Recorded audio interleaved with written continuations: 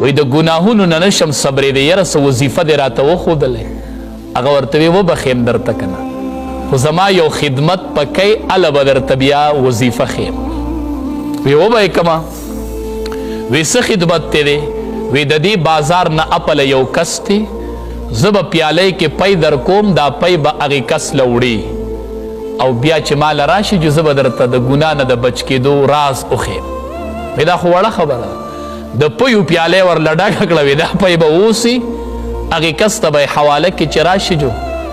راز به درته وښیم چې د ګناه نه به ځان څنګه بچ کړې د وی ټیک ده چې روانېده وی صبر وکړه یوه خبره به بله وي یو کس یې ورسره بل ملګری کو وی کو ده دا پی توی کړل په لاره باندې ډکه پیالۍ وه د پیو وی که په لاره تې پی توی شو نو په ډک بازار کې به د خلکو په مخ کې یو دوه څپېړي ووایي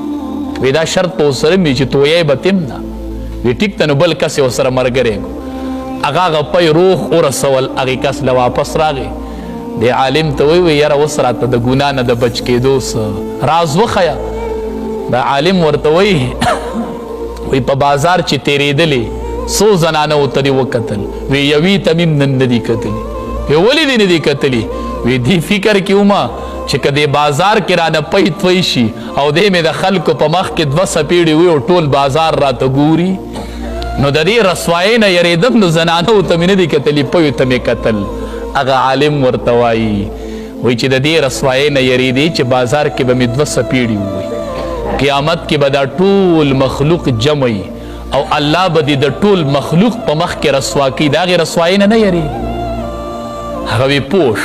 شوم بس د نن نه پخوا به ما نه ګناه نه کېږي نن ته د خلقو د رسوایۍ نه یېرېږي چې دوه څپېړې به مې ووایي او دا فکر نشته دی چې د ټولې دنیا خلق به ولاړ او هلته به مې ګناه ښکاره شي او رسوا به مې کړي نو نظرونه ښکته ساتئ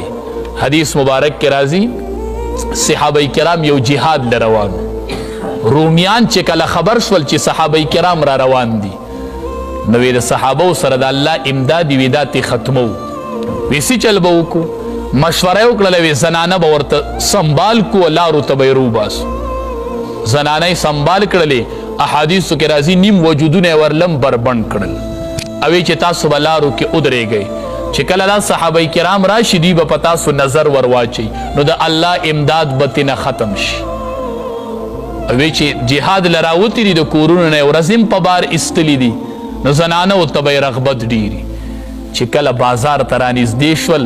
امیر المؤمنین د صحابه کرامو کوم چې صحابه کرامو د لښکر امیر و هغه چې بازار ته رانږدې شو وی قل للمؤمنین یغضوا ابصارهم قرآن کی آیات تے قل للمؤمنین اے زما حبیب دی مومنانو تو اوایا یغضوا ابصارهم چی نظرون دخکت کی نو دا لخکر امیر دا آیات الوستو وی نظرون اخکت کی دا اللہ حکم دے صحابہ کرام سرون اخکت کڑلو پا بازار تیر علماء وائی چی کل مدینی منوری ترالل صحابہ کرام نو خلقو تی تپوسو نکول وی پلان کی بخار کی دنگ دنگ بلڈنگونو اغم لیدلیو اغی ورتوی چی مونگ بازار تا نزدی شو زمونگ دا امیر دخلین دا آیات راغی یغدو ابصارهم نظرون اخکتا کئی وی مونگ نظرون دس اخکتا کڑیو چی مونگ دا خار آبادی ندلی دلی چی دا سمر آبادی وا چی آبادی ندلی دلی نزنان بیسلی دلی